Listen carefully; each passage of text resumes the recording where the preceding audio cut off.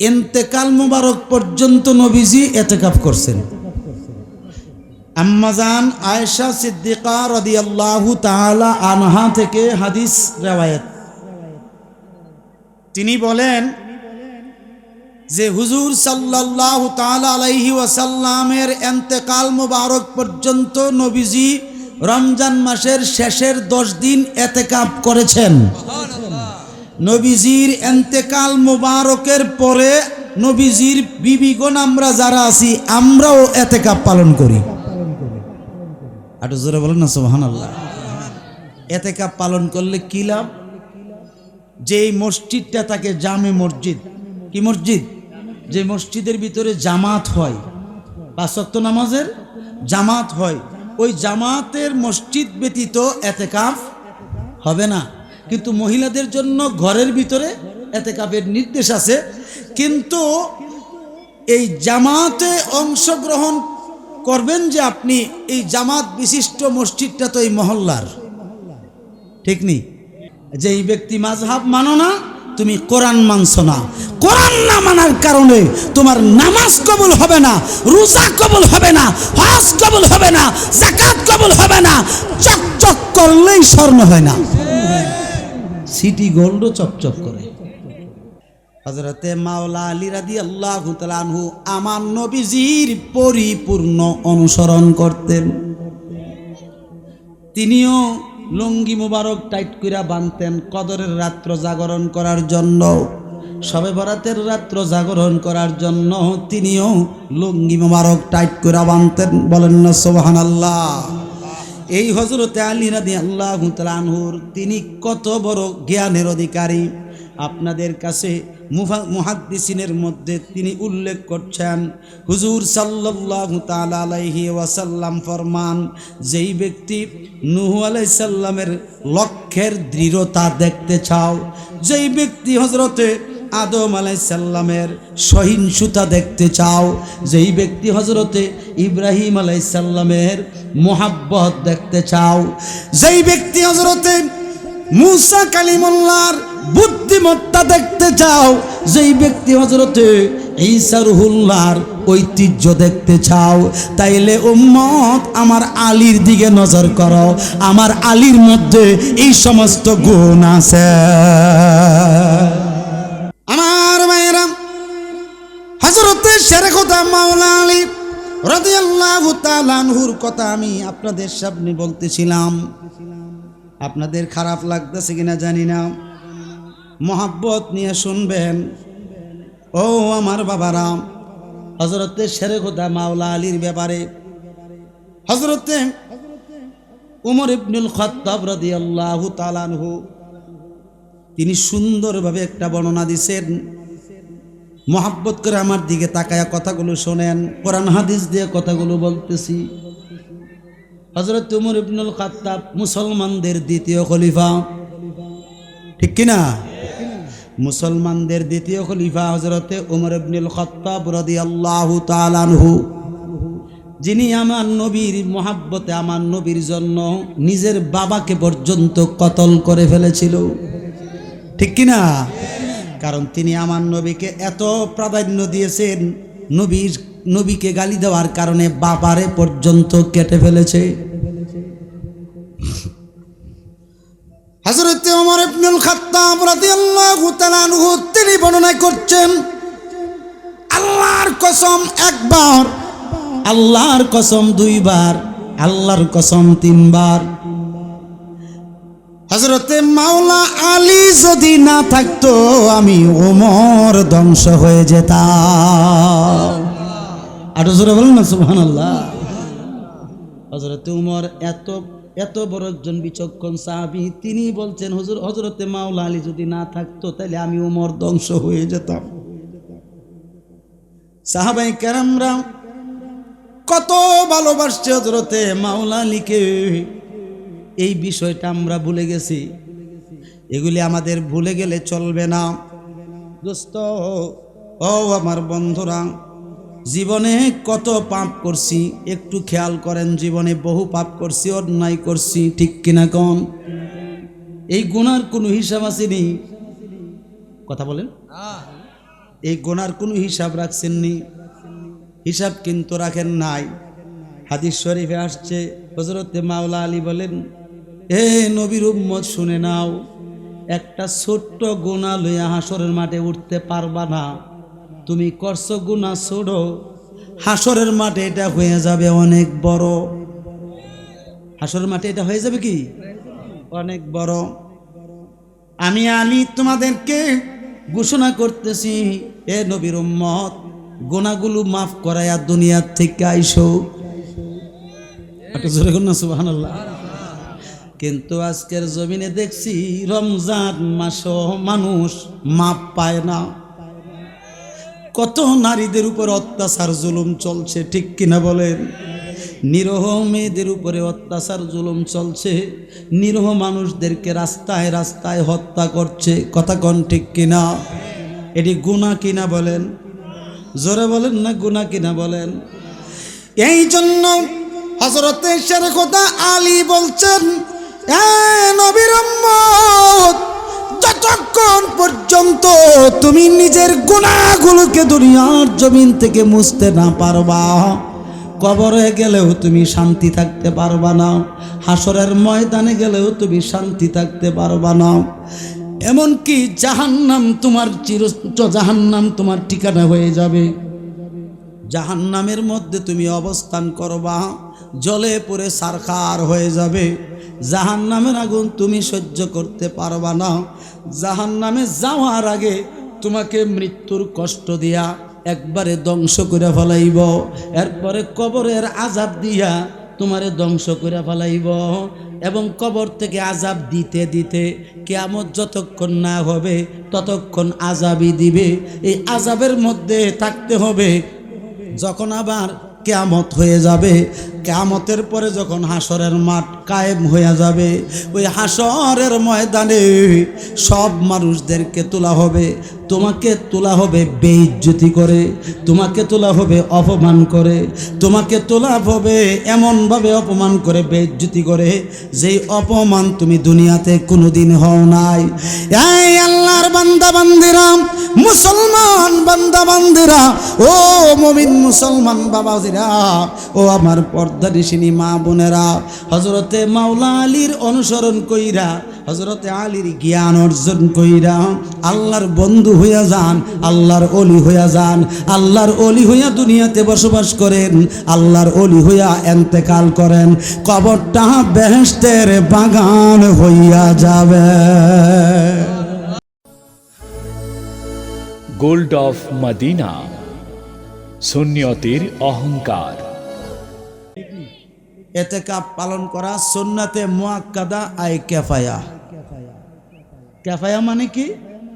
মহল্লার পক্ষ থেকে যেই কোনো একজন ইতিকাফ করতেই হবে, বাধ্যতামূলক, না করলে গুনাহগার হবে মহল্লাবাসী, ঠিক কিনা?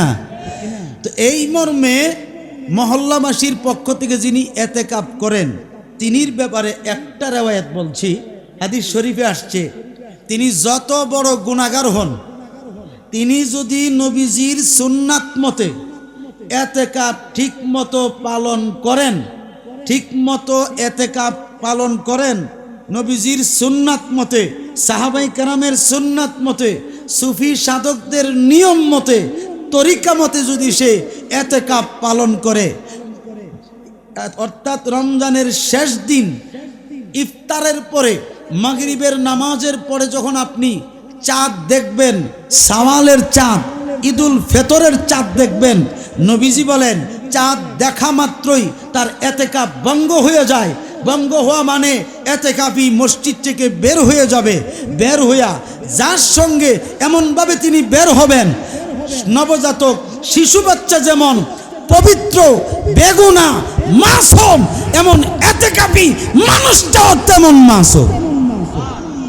এবং তার সাথে যেই ব্যক্তি মুসাফা করবে তার গুনাহ আল্লাহ মাফ করে দিবেন। যেই ব্যক্তি তার সাথে মুআনাকা করবে, কোলাকুলি করবে, তাকেও আল্লাহ মাফ করে দিবেন। তাহলে ইতিকাফির মূল্য আছে না নাই? যারা বলেন না আছে না নাই? আমরা কিন্তু এই ইতিকাফের 10 দিনের ভিতরে প্রথম দিন, ঠিক নেই, শেষ হয়ে গেল, লাইলাতুল কদর এক রাত্র কিন্তু শেষ। কারণ আল্লাহ বলছেন ইন্না আনজালনাহু ফি লাইলাতুল কদরি ওয়া মা আদরাকা মা লাইলাতুল কদরি লাইলাতুল কদরি খায়রুম মিন আলফি শাহর তানাজ্জালুল মালাইকাতু ওয়ার রূহু ফিহা বিইذনি রাব্বিহিম মিন কুল্লি আমরিন সালাম সালামুন হিয়া হাত্তা মাতলাইল ফজর। বলেন না সুবহানাল্লাহ। সূরা কদর সংক্ষেপ করে বলছি, কিছু বলবা কি? আমি তো উস্কানিমূলক কোনো কথা বলি না। উস্কানিমূলক কথা বলবো কেন? চেষ্টা করছি কোরআন হাদিস দিয়ে বলার জন্য, ঠিক কিনা? আল্লাহ পাক বলছেন হাবিব নিশ্চয়ই আমি কোরআন শরীফ অবতীর্ণ করেছি কদরের রাতে। সুবহানাল্লাহ বলেন। কোন রাতে? যারা বলেন কোন রাতে? কিন্তু আরেক জায়গায় আসছে ইন্না আনজালনাহু ফি লাইলাতিম মুবারাকা। আমি আল্লাহ বলছেন নিশ্চয়ই আমি কোরআন অবতীর্ণ করেছি বরকতময় রাতে। আমরা কোনটা মানব? আয়াত কিন্তু দুইটা সূরার আয়াত দুইটা, ঠিক কিনা? মুবারাকা শব্দটা কোরআনের ভাষা, এটার হাদিসের ভাষা হলো নিসফু মিন শাবান। বলেন না সুবহানাল্লাহ। শাবান মাসের 15 তারিখ, শাবান মাসের 15 তারিখ ইয়ানি শবে বরাত। আল্লাহ বলছেন নিশ্চয় আমি শবে বরাতের রাতে কোরআন নাজিল করেছি। কোরআন আবার বলছেন সূরা কদরে আল্লাহ বলছেন নিশ্চয় আমি কদরের রাতে কোরআন শরীফ নাজিল করছি। এখন আমরা দুইটা মানবো কিনা? মানতে হবে কিনা? এখন কেমনে মানবো? দুইটা আয়াতের তো তারুজ। আল্লাহ পাক কি বলছেন? আমি লাইলাতুল মুবারাকা মানে বরকতময় রাতে কোরআন শরীফ নাজিল করছি প্রথম আসমানে লাউহে মাহফুজ থেকে। এটা হলো তাফসীর। এটা কি তাফসীর? আপনি তাফসীরে জালালাইন শরীফ খুলেন, তাফসীরে রুহুল বায়ান শরীফ খুলেন।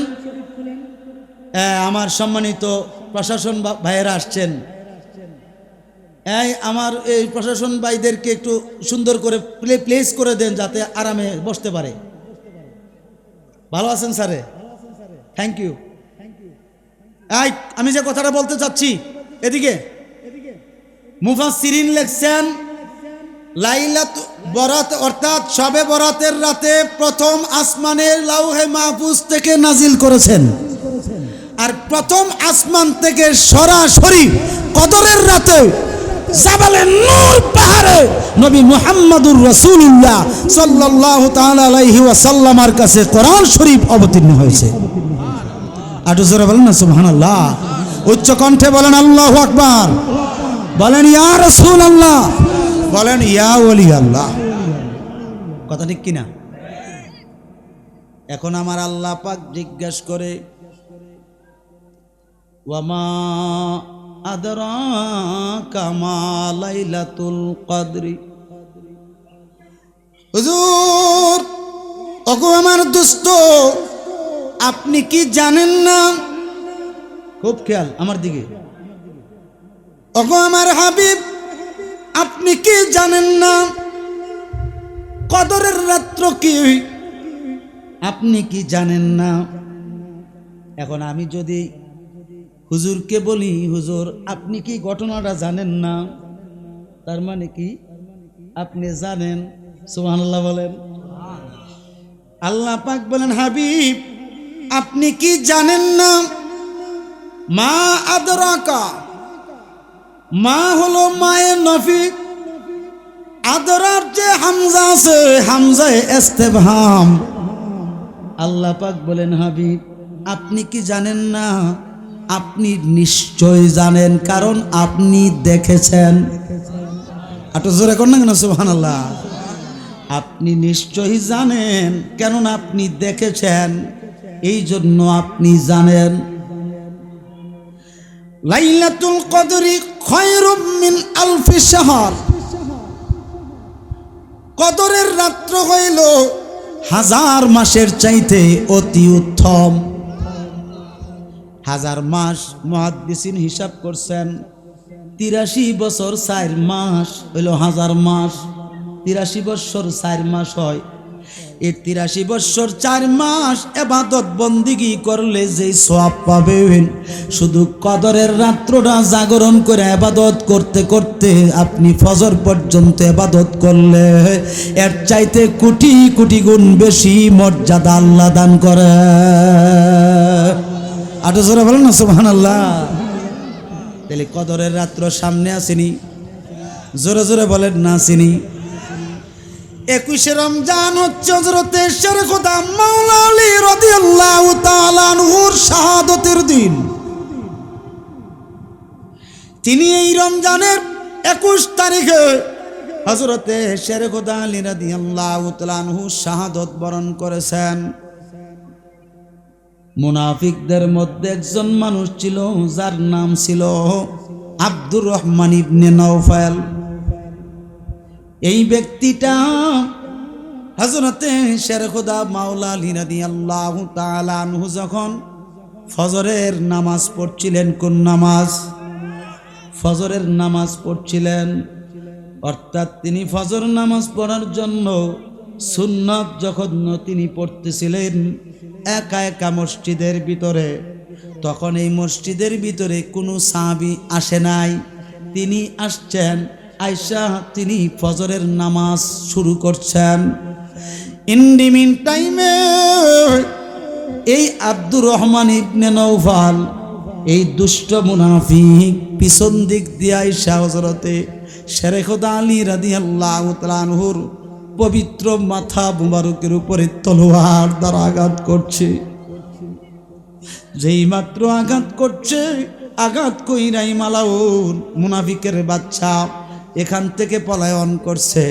তখন মানুষেরা তিনাকে ধরে ধরে চিকিৎসা চালাইল। 2 দিন পর্যন্ত তিনি অসুস্থ ছিলেন।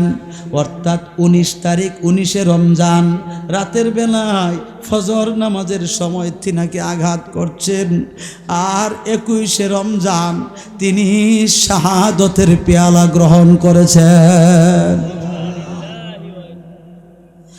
হযরতে আলী রাদিয়াল্লাহু তাআলা আনহু তিনি কিন্তু সাধারণ মানুষ ছিলেন না। আল্লাহু আকবার কর না। যিনি ছিলেন ইলমে মারিফতের সম্রাট। আপনাদের কষ্ট হচ্ছে? তিনি ছিলেন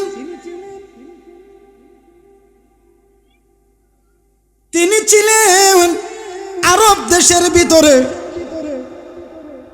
ওই তৎকালীন সময়ে কুরাইশ গোত্রের ভিতরে 17 জন জ্ঞানী মানুষ ছিল। কতজন? 17 জন জ্ঞানী মানুষ ছিল। এই 17 জনের ভিতরে হযরতে শেরে খোদা মাওলা আলী ছিলেন সর্বশ্রেষ্ঠ। আর জোরে কোন সুবহানাল্লাহ। হযরতে আলী রাদিয়াল্লাহু তাআলা আনহু তিনি ছিলেন সর্বশ্রেষ্ঠ। তিনির ব্যাপারে আল্লাহর হাবিব সাল্লাল্লাহু তাআলা আলাইহি ওয়াসাল্লাম তিনি হাদিস শরীফে ইরশাদ করছেন, উম্মতের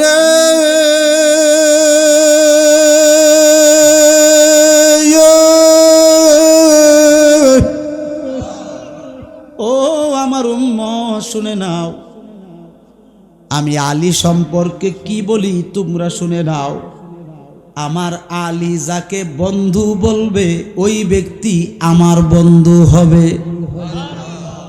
আমার কথা বুঝেননি আপনারা? নবীজি বলেন আমার আলী যাকে বন্ধু বলবে ওই ব্যক্তি আমার বন্ধু হবে। কেননা আমি নবী ঘোষণা করছি আনা মাদিনাতুল ইলমি ওয়া আলিয়ুম বাবুহা, আমি নবী হইলাম ইলমে শরীয়ত, ইলমে তরিকত, ইলমে হাকিকত, ইলমে মারিফত, সমস্ত ইলমের শহর, আর এই শহরের দরজা হলো আমার আলী। নারায়ে তাকবীর, আল্লাহু আকবার। নারায়ে রিসালাত, আহলে সুন্নাত ওয়াল জামাত, হযরত মাওলানা জসিমউদ্দিন মুজাহিদি সাহেব। এই জন্য আমরা আমার সাথে সকলে মহাব্বতে পড়েন, সালাতু সালাম জানাই দরুদ সালাম জানাই আপনার দরবারে, এ নবী গো আমরা গোনা, এই সালাতু সালাম জানাই দরুদ সালাম জানাই আপনার দরবারে, এ নবী গো আমরা সালাম আমরা গুনাহগারে জানাই আমরা গুনাহগারে, সালাম জানাই আমরা গুনাহগারে, নবী গো ওগো তুমি তো খোদারি বন্ধু, পার করিবা ভব সিন্ধু গো, ওগো তুমি দয়া না করিলে, তুমি দয়া না করিলে কে করিবে মোরে, নবী গো এই সালাতু সালাম জানাই দরুদ সালাম জানাই আপনার দরবারে, এ নবী গো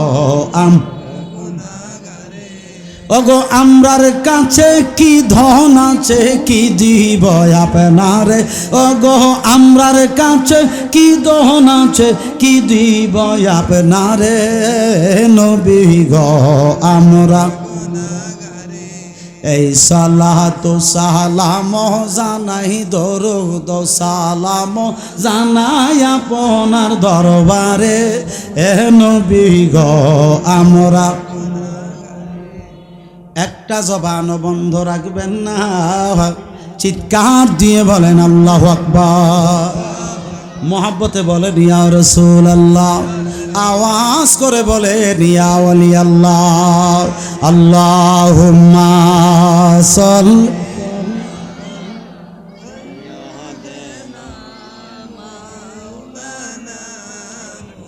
ওয়া আলা আলি সাইয়্যিদিনা,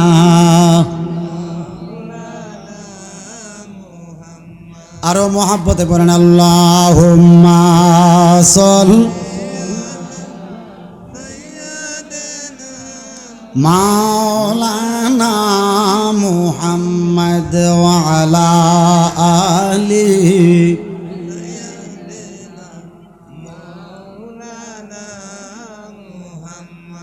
আমার ভাইরাম ও আমার নিকলি ষাটদারের এলাকার বাবাজিরাম, অত্র এলাকার যুবক বাবা ভাইয়েরা, ছোট ছোট মাসুম বাচ্চারা, ওগো আমার পর্দারিশিনী মা বোনেরা, হযরতে মাওলা আলীর কথাটা কেন আনলাম, কারণ আমার নবীজি যখন লাইলাতুল কদরের নামাজ পড়ার জন্য তিনি লুঙ্গি মোবারক খুব টাইট করে বাঁধতেন, আম্মা জান আয়েশা সিদ্দিকা জিজ্ঞেস করছে ইয়া রাসূলুল্লাহ এইভাবে লুঙ্গি মোবারক টাইট করে বাঁধেন কেন, কি হয়েছে বলেন?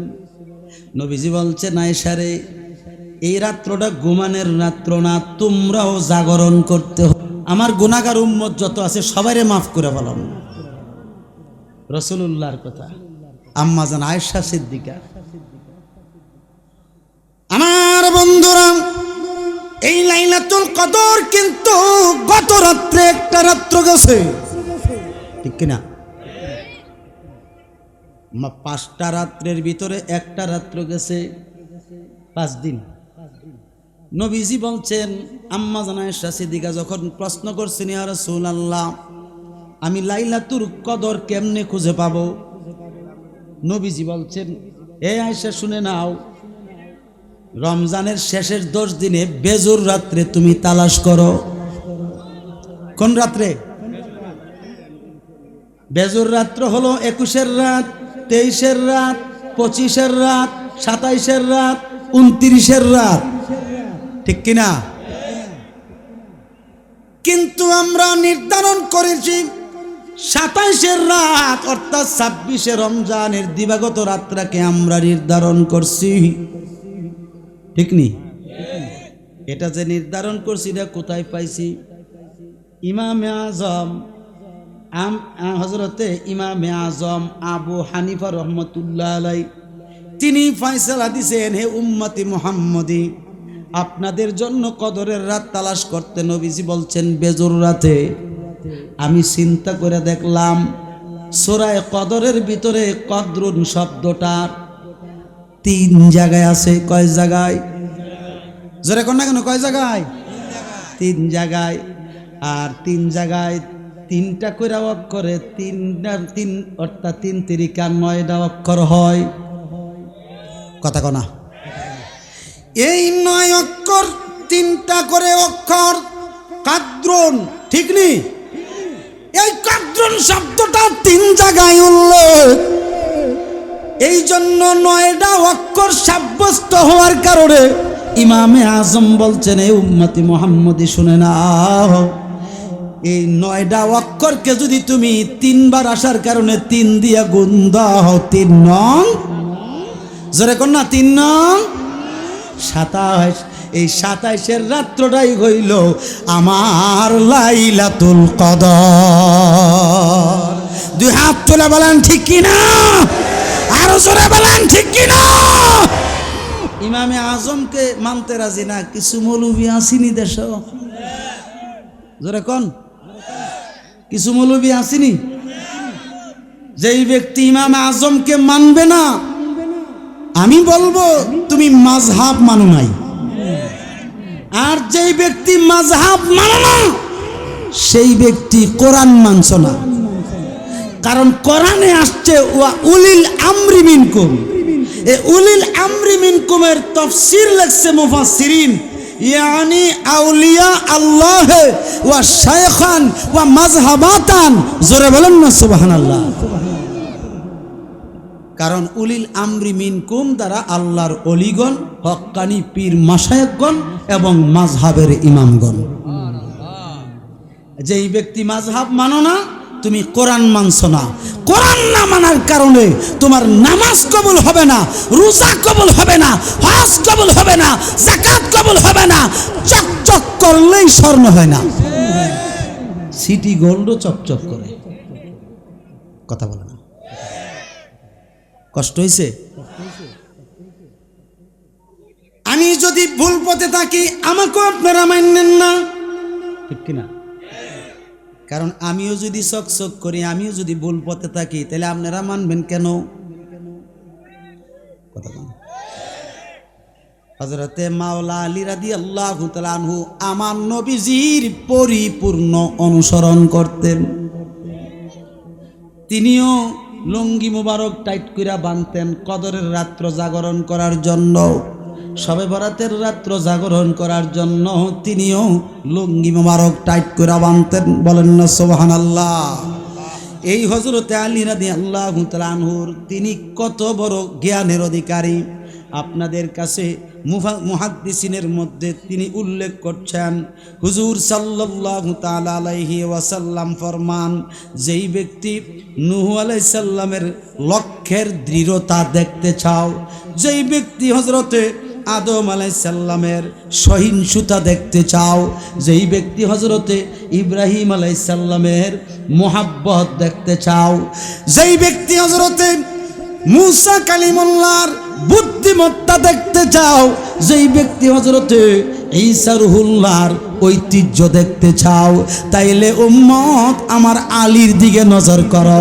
আমার আলীর মধ্যে এই সমস্ত গুণ আছে।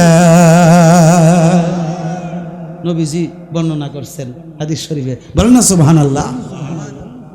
কষ্ট হইতেছে? দাঁড়াইছেন কি আপনারা? আয়সা বসলে কি ফজিলত পাবেন না? বসেন। ভলান্টিয়ার যারা আছেন, ভলান্টিয়ার আপনারা শ্রোতাদেরকে বসাইয়ে দেন।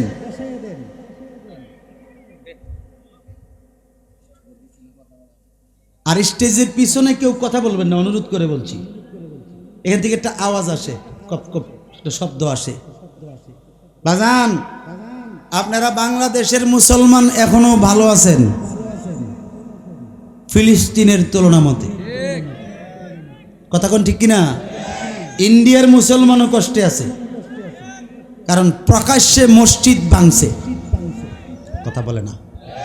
আটো জোরে কোন ঠিক না বেটি? আমি দেখলাম ইন্টারনেটের মাধ্যমে ইন্ডিয়াতে এই যে কি কি কি এক জাতের ইয়াজে বেরিয়েছে, বেকু গাড়ি, বেকুনি, এগুলি দিয়ে মসজিদ ভাঙতেছে। কি ভাঙে? আমরা কি বাংলাদেশে মন্দির ভাঙছে? মন্দির ভাঙি কেউ? কারণ কি? মুসলমান একটা কথা মনে রাখে, লাকুম দীনুকুম ওয়ালিয়া দিন। হিন্দুদের ধর্মের উপরে আমরা আঘাত করি না, কথা বলেন ঠিক কিনা? বৌদ্ধ ধর্মের উপরে আমরা আঘাত করি না, কারণ তারা যার যার ধর্ম পালন করছে সুস্থভাবে। আমরা মুসলমানরা তাদের উপরে কোনো অত্যাচার জুলুম করি না, আর করার সিদ্ধান্ত আমাদের নাই। কিন্তু বড় আফসোস, ইন্ডিয়ার জমিনে মুসলমানদের উপরে অত্যাচার চলছে, ফিলিস্তিনের উপরে বিধর্মীদের অত্যাচার চলছে, ঠিক কিনা বলেন? ইহুদির দালালের গোষ্ঠীরা, ইহুদির গোষ্ঠীরা মুসলমানদেরকে, ফিলিস্তিনের মুসলমানদেরকে ধ্বংস করে দিচ্ছে। চোখে পানি আসে বাবা শিশু বাচ্চাদের অবস্থা দেখলে। এই পর্যন্ত প্রায় 2000-এর কাছাকাছি মুসলমান দুনিয়াতে শহীদ হয়ে গেছে। পড়েন ইন্না লিল্লাহি ওয়া ইন্না ইলাইহি রাজিউন। আমরা মুসলমান, বাংলার মুসলমান, আমাদের তো হিম্মত নাই, ক্ষমতা নাই। যদি আজকে পাশাপাশি হইতো, কাছে হইতো, সব মুসলমান ফিলিস্তিনের পক্ষে ঝাঁপিয়ে পড়তাম, ঠিক কিনা বলেন? দুই হাত তুলে বলেন ঠিক কিনা, উচ্চ কণ্ঠে বলেন ঠিক কিনা। নারায়ে তাকবীর, নারায়ে রিসালাত, ফিলিস্তিন ফিলিস্তিন জিন্দাবাদ, ফিলিস্তিন ফিলিস্তিন জিন্দাবাদ, ইসরায়েল ইসরায়েল। আমরা শুধু দোয়া করছি, আল্লাহ মুসলমানদের জাবিনদার তুমি, ইয়া আল্লাহ মুসলমানদেরকে হেফাজত করনেওয়ালা তুমি, ঠিক কিনা? নতুবা দিন ইসলাম ধ্বংসের পথে চলে যাবে। ইসলাম ধর্মের জন্য, আল্লাহ আল্লাহ রসুলের জন্য লক্ষ লক্ষ সাহাবায়ে কেরামরা শাহাদত বরণ করেছে, কথা কোন ঠিক কিনা? তাদের জীবন দিয়েছে, তাজা রক্ত দিয়েছে পৃথিবীর জমিনে। আজকে সেই দিন ইসলাম আমরা প্রতিষ্ঠিত রাখতে চাই কি চাই না? জোরে কোন চাই কি চাই না? যতই চেষ্টা করুক না কেন, হয়তো মারতে পারবে, হত্যা করতে পারবে, কিন্তু আল্লাহ ছাড় দেয় কিন্তু ছেড়ে দেন না। ইন্না বাতশা রাব্বিকা লাশাদীদ। এমন একটা দিন আসবে, এই ইহুদির গোষ্ঠী, ইসরায়েলের গোষ্ঠী, তোমাদের উপরে আল্লাহর গজব চলে আসবে নিকটবর্তী, ঠিক কিনা বলেন? তোমাদের উপরে আল্লাহর গজব অবশ্যই আসবে, কারণ তোমরা নিরহ মুসলমানদেরকে হত্যা করছো। আমার ভাইয়েরা, হযরত শেরেখুদা মাওলা আলী রাদিয়াল্লাহু তাআলা আনহুর কথা আমি আপনাদের সামনে বলতেছিলাম। আপনাদের খারাপ লাগতেছে কিনা জানি না, মোহাব্বত নিয়ে শুনবেন। ও আমার বাবারা, হযরত শেরেখুদা মাওলা আলীর ব্যাপারে হযরত ওমর ইবনুল খাত্তাব রাদিয়াল্লাহু তাআলা আনহু তিনি সুন্দরভাবে একটা বর্ণনা দিয়েছেন। মহব্বত করে আমার দিকে তাকায়া কথাগুলো শোনেন, কোরআন হাদিস দিয়ে কথাগুলো বলতেছি। হযরত ওমর ইবনুল খাত্তাব মুসলমানদের দ্বিতীয় খলিফা, ঠিক কিনা? মুসলমানদের দ্বিতীয় খলিফা হযরতে ওমর ইবনুল খাত্তাব রাদিয়াল্লাহু তাআলা আনহু, যিনি আমার নবীর মহব্বতে আমার নবীর জন্য নিজের বাবাকে পর্যন্ত কতল করে ফেলেছিল, ঠিক কিনা? কারণ তিনি আমার নবীকে এত প্রাধান্য দিয়েছেন, নবীকে গালি দেওয়ার কারণে বাবারে পর্যন্ত কেটে ফেলেছে। হযরত ওমর ইবনুল খাত্তাব রাদিয়াল্লাহু তাআলা আনহু তিনি বর্ণনা করছেন, আল্লাহর কসম একবার, আল্লাহর কসম দুইবার, আল্লাহর কসম তিনবার, হযরতে মাওলা আলী যদি না থাকতো আমি ওমর ধ্বংস হয়ে যেতাম। আর জোরে বলেন না সুবহানাল্লাহ। হযরতে ওমর এত বড় একজন বিচক্ষণ সাহাবী, তিনি বলছেন হযরতে মাওলা আলী যদি না থাকতো তাহলে আমি ওমর ধ্বংস হয়ে যেতাম। সাহাবায়ে কেরামরা কত ভালোবাসছে হযরতে মাওলা আলীকে, এই বিষয়টা আমরা ভুলে গেছি। এগুলি আমাদের ভুলে গেলে চলবে না দোস্ত। ও আমার বন্ধুরা, জীবনে কত পাপ করছি একটু খেয়াল করেন। জীবনে বহু পাপ করছি, অন্যায় করছি, ঠিক কিনা কোন? এই গুনার কোনো হিসাব আসেনি? কথা বলেন। এই গুনার কোনো হিসাব রাখছেননি? হিসাব কিন্তু রাখেন নাই।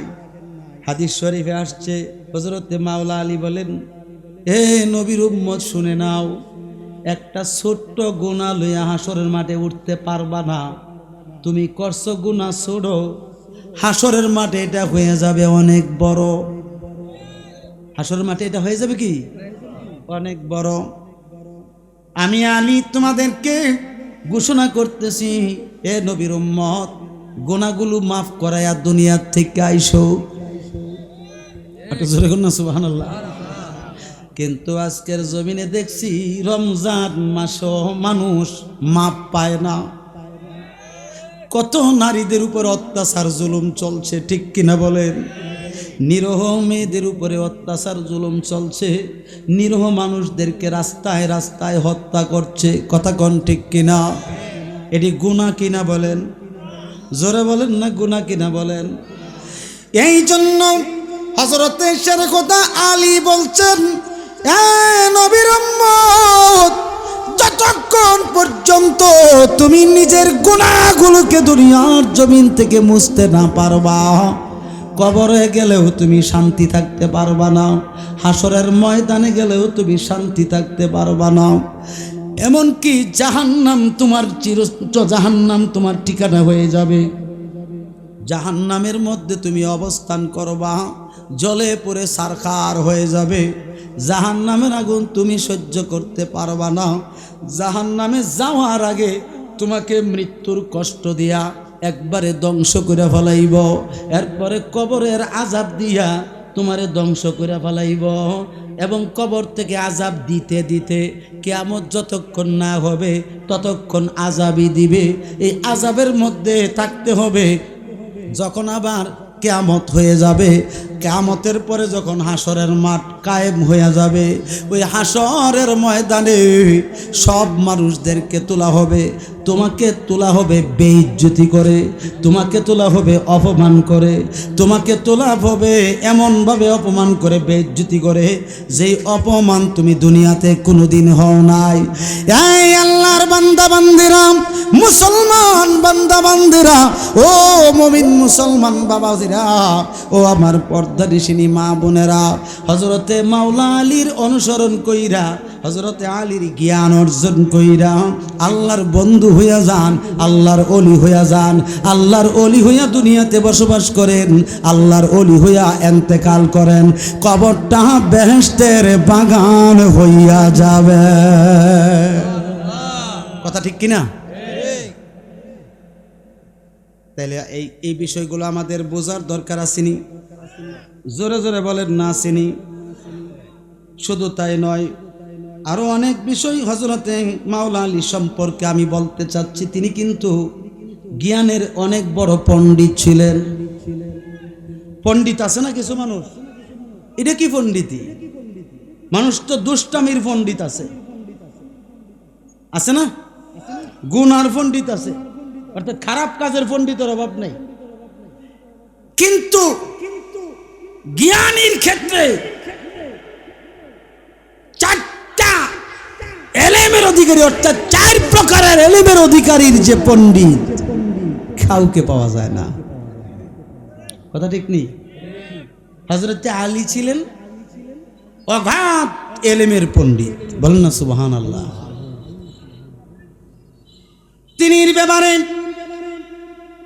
ইতিহাস বিশারদগণ, বড় বড় মুফাসসিরগণ, বড় বড় মুহাদ্দিসগণ তাদের কিতাবে উল্লেখ করছেন, সাহাবীগণের মধ্যে সবচাইতে মর্যাদাপূর্ণ এবং নরম এবং ভদ্র সাহাবী ছিলেন হযরতে আবু বকর সিদ্দিক। কথা বলে না কে? হযরতে আবু বকর সিদ্দিক রাদিয়াল্লাহু তাআলা আনহু। তিনির ব্যাপারে নবীজি বলছেন, সবচাইতে শ্রেষ্ঠ সাহাবী আমার এবং উত্তম মানুষ আমার আবু বকর। আর জ্ঞানের দিক থেকে, জ্ঞানের দৃষ্টিকোণ থেকে সবচাইতে জ্ঞান সম্পন্ন ব্যক্তি সাহাবী হলেন আমার আলী। সুবহানাল্লাহ বলবেন না? তিনি জ্ঞান কতটুকু ছিলেন আপনাদের কাছে বলতে চাচ্ছি, একটু মহব্বত দিয়ে শোনেন। 1 নাম্বার হচ্ছে তিনি একাধারে কোরআন শরীফ তাফসীর শিখেছেন, বলেন না সুবহানাল্লাহ। তাফসীর করেছেন, ব্যাখ্যা বিশ্লেষণ করেছেন, এই কোরআন শরীফে জের জবর পেশ দিয়েছেন, সুবহানাল্লাহ কোন না?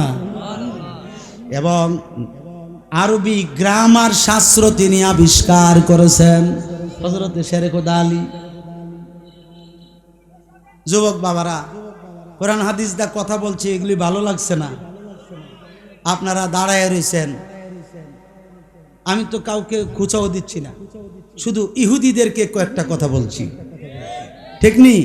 বিধর্মীদেরকে কয়েকটা কথা বলছি। আপনাদের বলেন তো এই কথাটা বলা কি ফরজ কিনা? এই জন্য বলছি। তো আপনারা দাঁড়ায়া না থেকে যদি বসতেন, বেহেশতের বাগানটা কি সুন্দর লাগতো না? কেন আমি কালো মানুষ দিকে? হ্যাঁ, আমার দুস্থ তো আসতেই আছে, এই জন্য তো বলছি বৈশা জায়গা নেন। কথা ঠিক কিনা? আমি বিরক্ত করতাম না বেশিক্ষণ। আমি তো আমার ওয়াজ তো গত বছর আপনারা শুনছেন, তাইর হিসাবের ওয়াজ তো এদিকে আসলে তাইর হিসাবের ওয়াজে যান না আপনারা?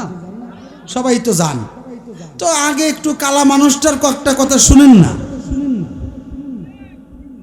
এই যুবক বাবারা বসো, এদিকে আসো। দাঁড়িয়ে রয়েছে কেন? বসো। ওয়াজের মাঝখানে এখন বিশেষ করে হামনাত বলাটাও ছেড়ে দিছি, কারণ মানুষ বিভিন্ন কথা মন্তব্য করে ফেসবুকে, এই জন্য অনেক কমাই দিছি। 2-1টা বলি, 2-1টাই বলে থাকি মাহফিলের মাঝে মাঝে। তো আপনারা যদি বসেন তাহলে প্যান্ডেলটা সুন্দর দেখাবে। হযরতে মাওলা আলীর কথা বলছিলাম, তিনি একাধারে কোরআনের ব্যাখ্যা বিশ্লেষণ করেছেন এবং হাদিস শাস্ত্র ব্যাখ্যা বিশ্লেষণ করেছেন। তিনি ফিকহ শাস্ত্রের পণ্ডিত ছিলেন। কালাম শাস্ত্র, কালাম শাস্ত্র বুঝেননি? কালাম শাস্ত্র, কালাম শাস্ত্র হচ্ছে হামনাত এবং শানে মুর্শিদি। তিনি এই ব্যাপারে পাণ্ডিত্য অর্জন করছেন। এরপরে আরবি ব্যাকরণ এর পণ্ডিত ছিলেন, আরবি ব্যাকরণের পণ্ডিত ছিলেন। এবং কবিতারও তিনি একজন পণ্ডিত ছিলেন, কাব্য কবিতা, এমনকি গণিত শাস্ত্রের দিক দিয়েও তিনি পণ্ডিত ছিলেন এবং যুদ্ধবিদ্যা তিনি পণ্ডিত ছিলেন, কারণ তিনি সঙ্গে কেউ যুদ্ধ করে পারে না। আর জোরে বলেন না সুবহানাল্লাহ। সব সাহাবীর সঙ্গেই কিছু না কিছু সময় কাটিয়েছে কাফেররা, কিন্তু মাওলা আলীর সঙ্গে যুদ্ধে পারে নাই। তিনির কাছে পরাজিত হয়ে যেত। বড় বড় যোদ্ধা,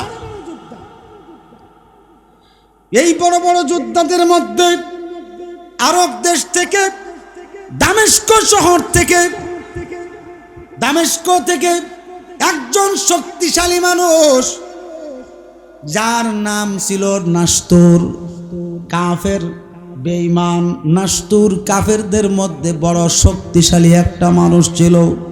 তার সঙ্গে কেউ যুদ্ধ করে পারত না, কাফেরেরও পারত না, কোনো মুসলমানও পারত না। তার বডি ছিল অনেক মোটা, ছিল অনেক মোটা, অর্থাৎ তার যে উচ্চতা আছে, উচ্চতা ছিল প্রায় 30 থেকে 32 হাত উঁচা, বলেন না সুবহানাল্লাহ। এবং তার যে ফাঁস ছিল, ফাঁস ছিল প্রায় 2.5 থেকে 3.5 হাত উঁচা, বলেন না সুবহানাল্লাহ। এমন ফাঁস ছিল ব্যক্তিটা, এত মোটা ছিল, এবং এই ব্যক্তিটার শরীরে অনেক মানুষের শক্তি ছিল। অথচ এই ব্যক্তিটারে কাফের মুশরিকের দলেরা হায়ার কইরা পাঠাইছে মক্কাতে গিয়া হযরতে আলীকে হত্যা করার জন্য। অথচ হযরতে আলীর শরীরে আমার আল্লাহ জাল্লা শানুহু 1000 মানুষের শক্তি দিয়েছে। কয় হাজার মানুষের? একটু জোরে বলেন না, কয় হাজার? 1000 মানুষের শক্তি হযরত আলীকে আমার আল্লাহ দান করছেন।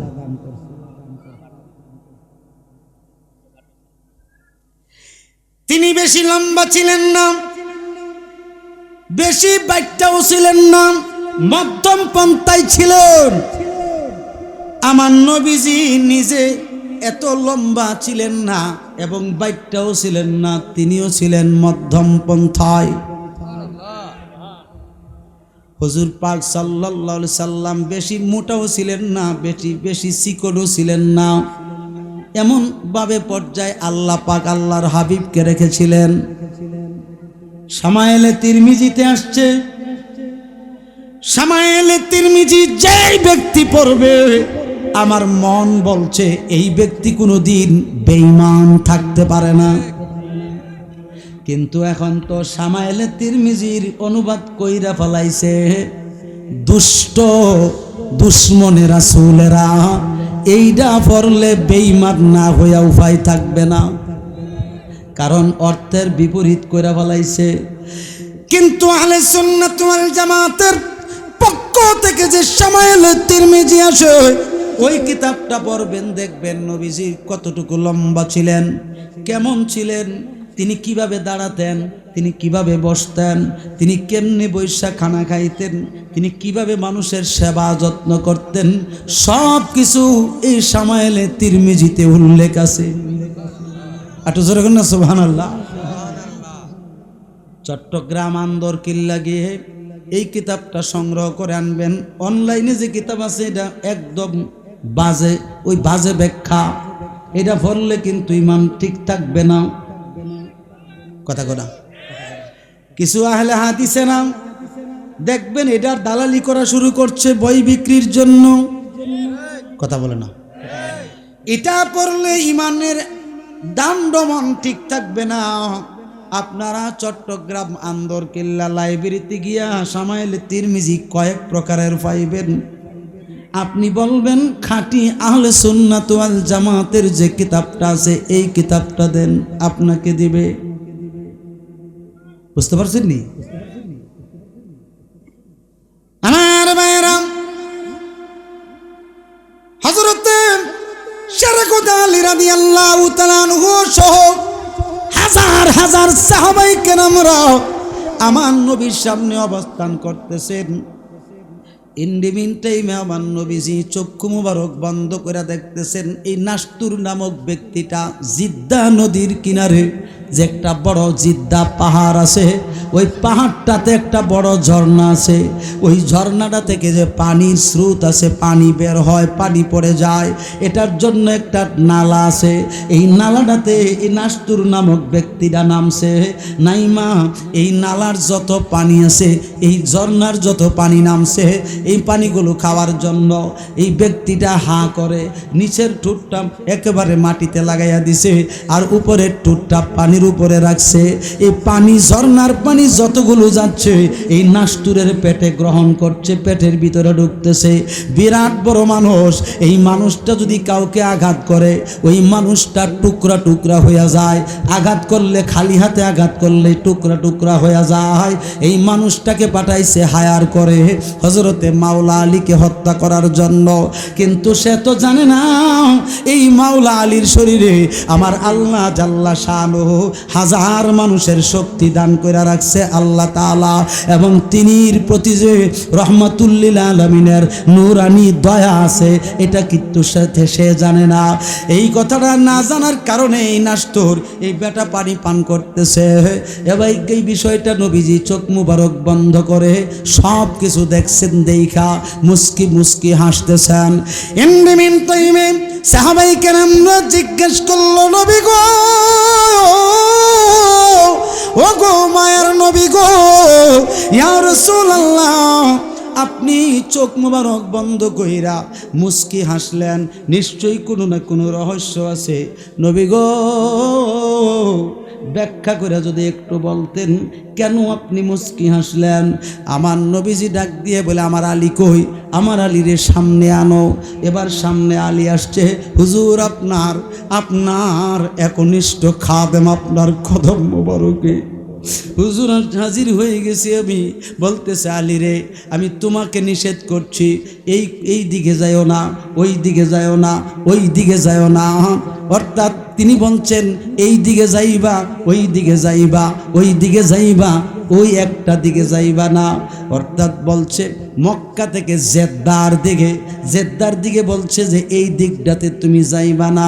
হযরতে আলী চিন্তা করলো, হাজার হাজার সাহাবী এই মজলিসে, কোন সাহাবীকে কেন্দ্র করে নবীজি এই কথা বলেন না, আমাকে ডাইরেক্ট ডেকে এনে কথাটা বলছেন, নিশ্চয়ই এর পিছনে কোনো কারণ আছে।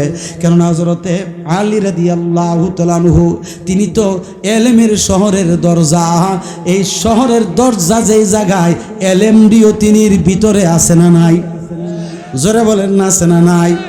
এই শহরটার ভিতরে ঢোকার আগে হযরতে আলীর দরজা হইতে হবে, আলীর কাছে যেতে হবে। হযরতে মাওলা আলীর কাছে ছাড়া এই এলেম অর্জন করা সম্ভবপর হবে না। এই আমার সুন্নি মুসলমান ভাই বাবারা, হযরতে আলী মনে মনে চিন্তা করলো, নিশ্চয়ই কোনো না কোনো একটা গাফলা আছে। যেখানে গাফলা সেখানে সমাধান করত আলী। আলী ছাড়া কেউ সমাধান করতে পারত না। তিনি বিশ্বাস হয়েছে যে নিশ্চয়ই এখানে একটা গাফলা আছে, এটা আমার দ্বারা সমাধান করতে হইব। হযরত আলী বলছে, হুজুর, আপনি তো জানেন যেখানে আপনি নিষেধ করেন আমি সেই দিকে প্রথমে যাওয়া শুরু করি, অথচ আপনার আদেশ মানাও ফরজ, নিষেধ মানাও ফরজ। আমি মানি দুটোই, কিন্তু এই বিষয়টা আমি মাইন্নাই যাইতাছি। কারণ হইল এটা আপনার জাহিরি কথা, অন্তর মুবারকের কথা আমি আলী বুঝছি, আমি আলী সমাধান করতে হবে। একেই বলে এলমে মারেফত, একেই বলে কি এলমে মারেফত। আমি বিভোর হয়ে রাসূল নামের দরুদ পড়ে যায়, ওই নামের মাঝে কি যেন এক শান্তি খুঁজে পায়।